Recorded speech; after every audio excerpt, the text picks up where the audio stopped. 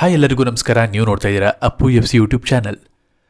ಈ ಒಂದು ವಿಡಿಯೋದಲ್ಲಿ ನಾವು ನಿಮಗೆ ನಿರ್ದೇಶಕ ಎಸ್ ನಾರಾಯಣ್ ರವರು ಪುನೀತ್ ರಾಜ್ಕುಮಾರ್ ರವರ ಯಾವ ಹಾಡುಗಳಿಗೆ ಸಾಹಿತ್ಯವನ್ನು ಬರೆದಿದ್ದಾರೆ ಅನ್ನೋದ್ರ ಬಗ್ಗೆ ಮಾಹಿತಿಯನ್ನು ನೀಡ್ತಾ ಇದ್ದೀವಿ.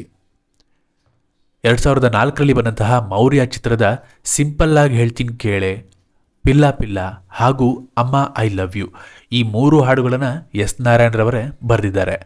ಈ ಚಿತ್ರಕ್ಕೆ ಗುರು ಕಿರಣ್ ರವರ ಸಂಗೀತವಿದೆ. ಈ 3 ಹಾಡುಗಳಲ್ಲಿ ಸಿಂಪಲ್ ಆಗಿ ಹೇಳ್ತೀನಿ ಕೇಳೆ ಈ ಒಂದು ಹಾಡನ್ನು ಹಾಡಿರೋದು ಅಪ್ಪುರವರೇ. ಇನ್ನು 2011ರಲ್ಲಿ ಬಂದಂತಹ ಗೋಲ್ಡನ್ ಸ್ಟಾರ್ ಗಣೇಶ್ ಅಭಿನಯದ ಶೈಲು ಈ ಚಿತ್ರದಲ್ಲಿ ಪದ ಪದ ಕನ್ನಡ ಪದಾನೆ ಈ ಒಂದು ಹಾಡನ್ನು ಎಸ್ ನಾರಾಯಣ್ ರವರು ಬರೆದಿದ್ದು ಜೆಸ್ಸಿ ಗಿಫ್ಟ್ ರವರು ಸಂಗೀತ ನಿರ್ದೇಶನ ಮಾಡಿದ್ದಾರೆ. ಈ ಹಾಡನ್ನು ಹಾಡಿರೋದು ಅಪ್ಪುರವರು.